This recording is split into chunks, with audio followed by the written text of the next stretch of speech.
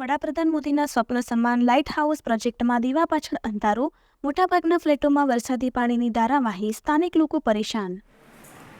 આ છે મોદી સાહેબનો ડ્રીમ પ્રોજેક્ટ લાઇટ હાઉસ. આજે આખા ભારતની અંદર 6 પ્રોજેક્ટમાંનો એક પ્રોજેક્ટ રાજકોટની અંદર બનેલું આ લાઇટ હાઉસ તમે જોઈ શકો છો હાલત. જ્યારે આ ફ્લેટ લોકોને લાગ્યો ને ત્યારે ખુશખુશાલ હતા, પણ રહેવા આવ્યા પછી એમ થયું કે આના કરતાં તો ભાડાના મકાનમાં રહેતા હતા એ સારું હતું.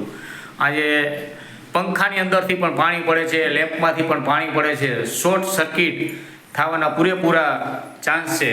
આજે લોકોના ગાટલા ગોદડા બધું પલળી ગયું છે. આ તમે જોઈ શકો છો. રૂમની અંદર સ્વિમિંગ પુલ બની ગયા છે. આ જો બરાબર. તો આવી પરિસ્થિતિની અંદર લોકો કઈ રીતે રહી શકે?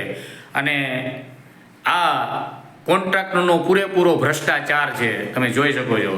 બરાબર. કોઈ જગ્યાએ લોકો રહી શકે એવી પરિસ્થિતિ નથી.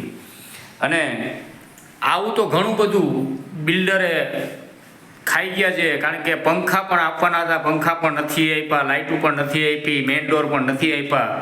આજે ઘણી બધી આવાસોમાં સોલાર આપ્યા છે, પણ આજે અવળી મોટી સોસાયટીને એમાં પણ મોદી સાહેબનો ડ્રીમ પ્રોજેક્ટ હોય છતાં પણ આજે કોઈ જાતની સોલારની સુવિધા નથી. આજે સામાન્ય પરિવારો જ્યારે રહેતા હોય તો વિચારો કે આવા અનેરા ખર્ચો આવી જતા હોય અને લોકો રહી શાંતિથી સૂઈ ન શકતા હોય, સવારે ધંધા ઉપર જવું હોય તો કઈ રીતના આજે મેનેજમેન્ટ કરી શકે? આજે 7 વર્ષ સુધી ન વેચી શકાય, ન ભાડે આપી શકાય, જેથી કરીને બીજે પણ રહેવા જઈ શકીએ. તો આવી સિચ્યુએશન છે લાઇટ હાઉસના લોકોની.